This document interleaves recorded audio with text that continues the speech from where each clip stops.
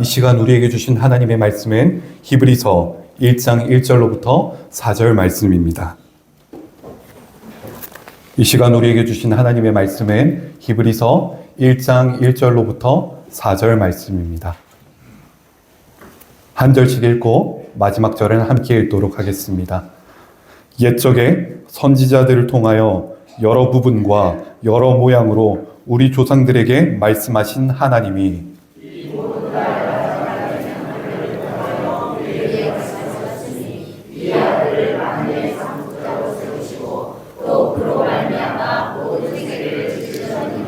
이는 하나님의 영광의 광채시요 그 본체의 형상이시라.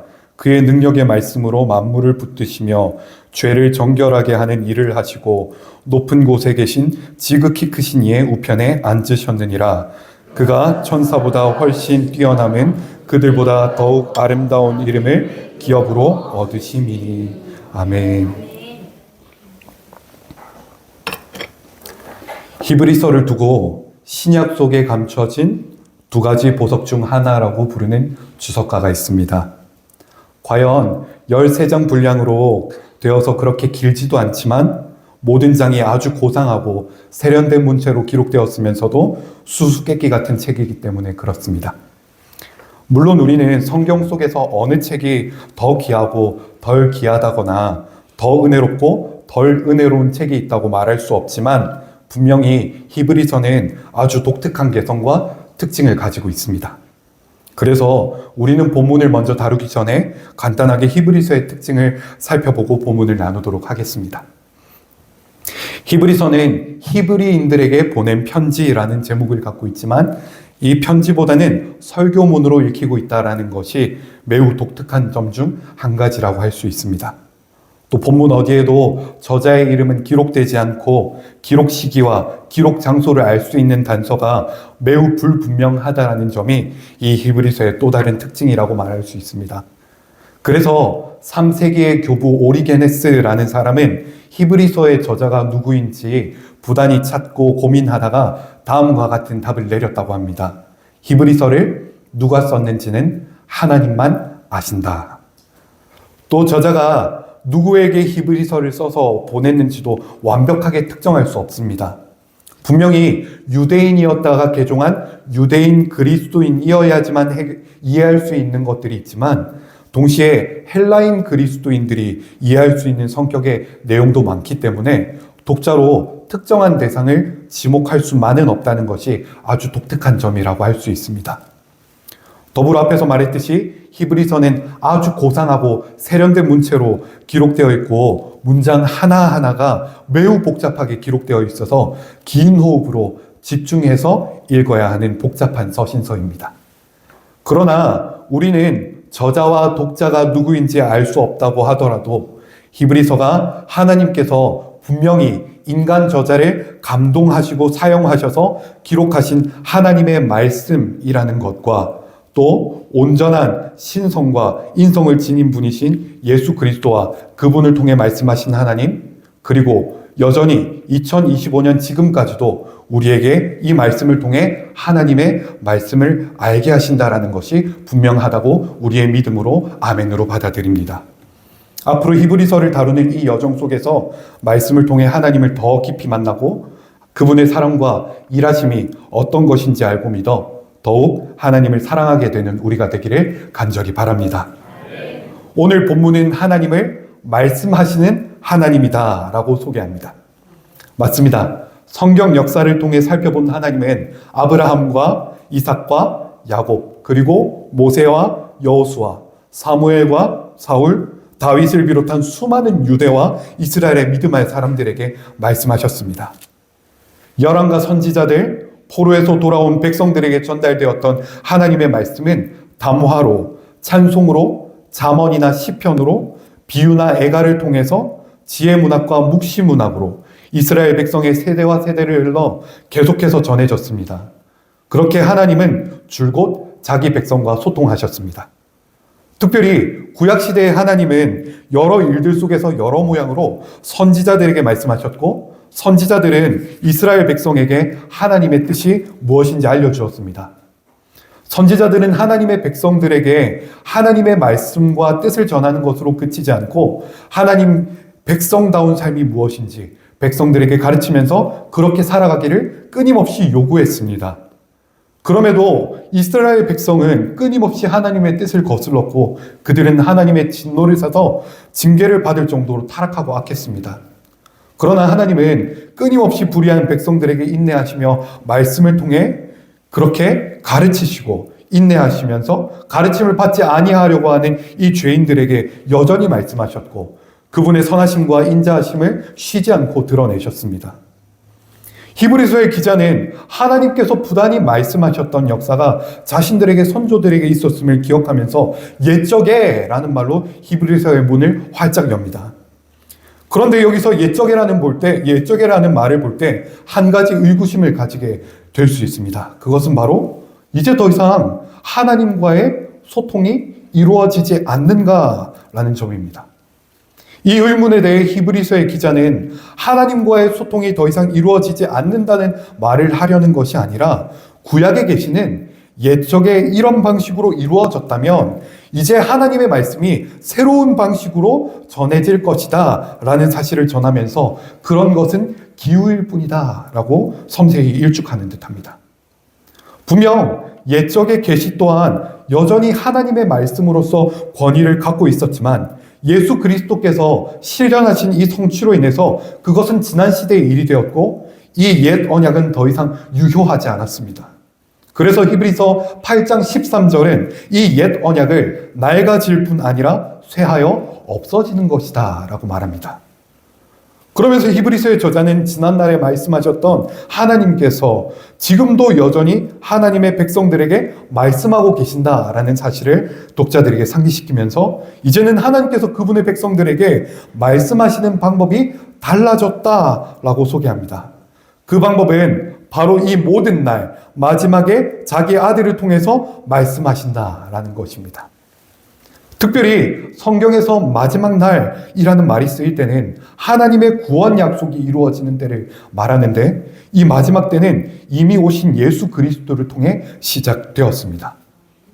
이제 히브리서 기자는 과거에 다양한 때와 방법으로 선지자들을 통해서 듣는 말이 TV나 라디오를 통해 간접적으로 듣는 소식이었다면 이제 신약의 성도들은 하나님이신 예수 그리스도를 통해 정확한 하나님의 뜻을 생생하게 알 수 있게 되었다라고 말하고 있는 것입니다. 그런데 1세기의 어떤 유대인 그리스도인들은 그리스도가 가지신 신성으로 말미암아 성부 하나님과 성자 하나님이 동등하신 분이시라는 것을 인정하기가 어려웠기 때문에 그리스도를 믿다가 그리스도를 믿으려는 자신의 신앙을 포기하는 일이 일어났던 것 같습니다. 그리스도에 대한 이 믿음이 흔들렸던 그 유대인 그리스도인들은 그분을 단지 훌륭한 사람, 또 영감 있는 가르침을 전하는 선생, 또는 아주 깊은 인상을 남기는 지도자로 여겼습니다. 그것이 훨씬 더 합리적이고 편한 선택이었습니다. 이 선택이 아주 틀렸다고만 말할 수는 없습니다. 예수 그리스도께서 그 모든 역할을 능히 감당하시기 때문입니다. 그러나 예수 그리스도는 그보다 훨씬 뛰어난 분이셨습니다. 그분은 하나님의 아들이십니다. 우리는 이 사실을 아멘으로 받아들입니다. 하나님 우편에 앉으신 예수 그리스도는 하나님의 아들로서 완전한 계시가 되셨습니다. 이 사실도 우리는 아멘으로 받아들입니다. 하나님에 대한 계시는 그리스도 안에서 인간의 모양으로 나타난 말씀이 되었습니다. 그분은 친히 아버지의 뜻을 따라 십자가를 지시고 죽임을 당하셨고 죽음을 이기고 3일 만에 부활하셨습니다. 예수 그리스도는 그분을 믿는 자들의 완전하고 유일한 구세주가 되셨습니다. 아들의 사역이 없으면 구원도 없습니다. 그래서 히브리서 기자는 곧바로 하나님의 아들에 대해서 설명하면서 그분을 높이는 작업을 시작합니다. 구약 성경에서는 이스라엘이 여호와의 아들이자 장자로 표현되었고 다윗 계열의 왕도 하나님의 아들이라 불렸습니다. 이제 히브리서 기자는 예수 그리스도께서 참 이스라엘이시며 진정한 왕으로서 성경에 약속된 다윗의 또 후사로서 또 만유의 상속자로 세워졌다는 사실을 떠올리게 합니다. 저자는 과거의 전통과 자신의 잘못된 상식에 매여 있으므로 믿음을 돌이키려고 하거나 돌이켰던 유대인 그리스도인들에게 그리스도께서 구약의 예언을 완전하게 성취하신 분이심을 확언하고 있습니다. 그렇다면 우리도 이 히브리서 저자가 소개하는 그리스도를 살펴보지 않을 수 없습니다. 이 아들은 어느 존재와 비교할 수 없을 정도로 탁월하신데 그분은 하나님의 말씀을 전하는 메신저로 사용되었던 구약의 어떤 선지자들보다 하늘의 어떤 천사들보다 훌륭한 지도자로서 이스라엘을 인도했던 모세와 여호수아보다 또 다윗 왕과 비견될 수 없는 위대하신 분이십니다. 하나님은 아들인 이 그리스도 안에서 모든 시대에 걸쳐 하나님과 소통하는 데 있어 장애물이 되었던 거추장스럽고 추악하며 더럽고 무거운 죄를 해결하시기 위해 이 아들을 보내셨습니다. 그래서 아들 그리스도께서는 아버지께 순종하심으로 거룩하신 하나님과 죄인된 이 인류 사이에 존재하는 틈을 메꾸셨고 이제 그리스도를 믿는 자는 누구나 아버지 하나님 앞에 또 그리스도를 통해 나아갈 수 있게 하셨습니다. 그러므로 그리스도 안에 또 그리스도를 통해 나타난 하나님의 계시는 죄로 인해 단절되어 하나님의 뜻을 알 수 없었던 이들에게 중요하고 결정적인 하나님의 말씀이 되었던 것입니다. 예수 그리스도께서는 유대인의 위대한 과거와 끊어져 있는 분이 아니셨습니다. 오히려 예수 그리스도께서는 과거의 예언을 성취하기 위해 오셨습니다. 그분이 아니면 구약에 계시는 부분적이고 단편적이며 불완전한 조각임에 불과합니다. 그래서 히브리서의 이 저자는 오직 하나님은 그리스도를 통해서 최종적으로 말씀하시고 또 완전하게 말씀하셨다라는 사실을 기독교 신앙에 발을 들여놓는 자뿐 아니라 이 사실을 적극적으로 기억해야 할 모든 성도들에게 적극적으로 설명하는 것입니다. 그리스도는 이 모든 날 마지막에 하나님의 말씀을 전하시는 하나님의 완전한 선지자이십니다. 그분이 오심으로써 새 시대가 시작되었습니다. 그리스도께서는 하나님의 선지자적인 소리가 되셔서 시대 속에 하나님의 뜻을 전달하셨습니다. 그래서 말세를 살아가는 우리도 하나님의 가장 탁월하고 위대한 선지자이신 예수 그리스도 안에서 또 예수 그리스도를 통해서 하나님의 말씀을 들어야만 하는 것입니다. 우리는 예수 그리스도 안에서 온 인류에게 분명하게 말씀하시는 하나님에 대한 우리의 완전한 신뢰를 매 순간 확인하고 더욱 강하게 해야 합니다. 히브리서 기자는 끊임없이 수려한 말들을 통해서 그리스도를 설명하면서 독자들에게 이렇게 분산된 이목을 집중시킬 것을 요구하고 그들의 흩어졌던 마음을 다시 예수 그리스도께로 돌이켜서 그리스도에게 집중하게 합니다. 계속 그리스도께서 어떤 분인지 말하는 이 저자의 열심은 정말 진지하고 진솔한 열심인 것 같습니다. 기자는 이제 독자들을 아주 먼 과거인 창조의 시기로 데려갑니다. 저자는 우리가 신뢰하는 주님이신 이 그리스도 예수님이 갈릴리의 한 선생이 아님을 보여줍니다. 저자는 독자들에게 예수님을 어떤 분으로 소개하고 있습니까? 바로 예수 그리스도께서 전능하신 하나님의 창조 사역에 적극적으로 동참하신 분이라고 말씀하고 있습니다. 그렇다면 만약 그리스도께서 우주를 자신의 손으로 어루만지시고 말씀으로 창조하시는 분이시라면 그분은 확실히 유대인 그리스도인들이 시험의 때를 겪을 때에 붙들어 주실 수 있는 분이실 뿐 아니라 삶이 척박하고 곤고하고 힘들 때 발걸음을 인도해 주실 수 있는 분이라는 것은 너무나도 당연한 것입니다. 왜냐하면 그리스도께서 창조 이전의 혼돈을 극복하실 능력이 있으실 뿐 아니라 죽음까지도 이기셨기 때문입니다. 분명히 그리스도는 그들의 운명을 분명히 다스리시고 그들의 다급한 필요를 적시에 공급할 수 있는 분이 아니십니까? 이 말을 듣는 독자들은 얼마나 큰 위로를 얻었겠습니까? 사랑하는 성도 여러분, 이 그리스도가 우리의 그리스도이십니다. 천지 만물을 아버지와 성령과 함께 지으신 그리스도가 우리 인생의 혼란을 정복하실 수 있는 분이실 뿐 아니라 우리의 다급한 필요마저 채우실 수 있는 분이십니다. 그분이 창조의 대행자로서 오늘도 우리와 함께 하신다라는 사실을 항상 깨달아야만 합니다. 이것이 우리의 유일한 위로이기 때문입니다. 과거의 전통과 몸에 배웠던 습관들로 구약의 약속만을 바라보던 이 사람들에게 이 사실은 새로운 도전을 불러일으켰을 것입니다. 유대인들은 그리스도의 신성을 거부하고 있었기 때문입니다.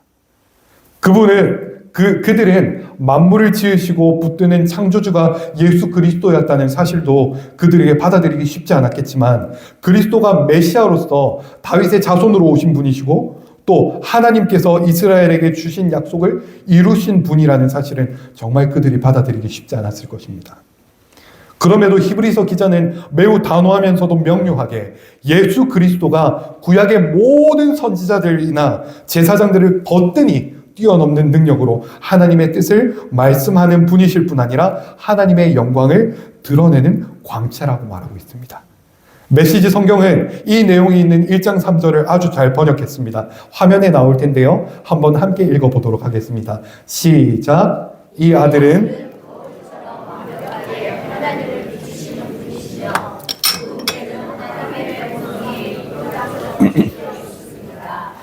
아들은 자신의 말, 곧 능력 있는 말씀으로 만물을 조화롭게 유지하시는 분이십니다.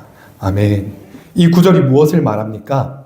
그리스도인들을 대적하던 당대의 유대인들에게 하나님을 온전하게 드러내신 하나님이신 그리스도에게 등을 돌리면서 하나님을 알 수 없다라는 말을 하고 있는 것 아닙니까? 유대인들은 전능하신 하나님만 온 우주를 손에 쥐고 다스릴 수 있다고 믿었기 때문에 예수 그리스도께서 온 우주 만물을 다스리고 계신다라는 말을 믿기 어렸을 겁니다. 그들은 한정된 경험과 제한된 지식 안에 그리스도를 가두는 우를 항상 범했습니다. 그러나 그리스도는 우리의 가장 고상한 생각과 가장 훌륭한 경험마저 초월하시는 하나님이십니다. 이제 머뭇거리면서 신앙의 갈림길에 서서 이 말을 듣는 자들은 한 길을 택해야만 했습니다. 과연 우주를 다스리는 하나님이신 그리스도를 믿을 것인가? 아니면 여전히 유대인의 괴리 속에서 신앙을 부인할 것인가 하는 그 두 가지 길에서 말입니다. 그런데 저자는 독특하게 그 말에 덧붙여 한 가지 사실을 첨언합니다. 바로 습관적이고 기계적인 율법주의에 빠져서 신앙을 부인할 위험이 있던 이 유대인 그리스도인들에게 그리스도가 죄를 정결케 하시는 분이시라는 것을 첨언하고 있는 것입니다. 예수 그리스도는 하나님의 독특한 희생 제물이 되셔서 자신을 드리시고 자신의 구속의 죽음으로 사람들을 죄로부터 정결케 하셨기 때문에 이 말을 듣는 이들은 더 이상 율법적인 열심으로 자신의 구원을 보증받을 필요가 없다라는 사실을 가르쳐주고 있는 것입니다. 이 유대인들은 항상 율법적인 열심으로 자신들의 죄를 정결케 하기 위해 노력하고 있었는데, 이제는 더 이상 율법적인 열심은 필요한 것이 아니다. 율법적인 열심이 아니라 우리는 오직 한 길, 예수 그리스도를 통해 우리의 구원이 보증된다라는 사실을 알려주고 있습니다. 그리스도의 사역이 어찌나 놀라운지요. 이제 이 말을 듣는 사람들은 죄로부터 정결케 되는 것이 율법적인 노력으로 인한 것이 아니라 그리스도의 사역으로만, 그리스도를 믿는 믿음으로만 성취된다는 것을 알 수 있었을 것입니다. 구약의 제사장들은 제사의 효력이 일시적이었기 때문에 끊임없이 제사를 드려야 했지만, 그리스도는 죄를 위하여 한 영원한 제사를 드리셨고 그분은 성취하신 완전함으로 이제 자신의 속죄 사역을 다 이루시고 아버지 보좌에 앉으셨습니다. 히브리서의 저자는 히브리서의 시작 관문에서부터 이렇게 길게 설명해야 할 그리스도에 대한 이야기를 짧게 함축해서 설명하고 있습니다. 분명 독자들은 그리스도께서 하나님의 독특한 계시가 되셨고 그분의 희생만이 구원을 가져다 줄 수 있으며 하늘과 땅에서 어떤 존재도 필적할 수 없는 놀라운 분이시며 하늘의 천사들도 경배한다는 사실을 선명하게 알았을 것입니다. 사랑하는 성도 여러분, 때로는 그리스도를 향한 우리의 믿음이 신앙의 습관이나 상황, 삶의 여러 여건들 때문에 흔들릴 때가 있습니다. 그러나 우리는 이 시간 우리에게 그리스도를 통해 주신 하나님의 말씀을 통해 다시 한번 그리스도 외에는 붙잡을 것도 없고 의지할 것도 없음을 알게 됩니다. 예수님은 하나님의 계시의 정점입니다. 구약 성경은 예수 그리스도를 가리키고 그 안에서 성취되었습니다.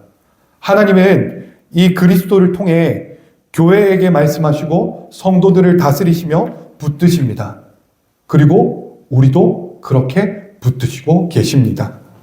우리가 하나님께 나아갈 수 있는 통로는 예수 그리스도밖에 없고 하나님의 말씀을 듣는 길도 예수 그리스도밖에 없습니다.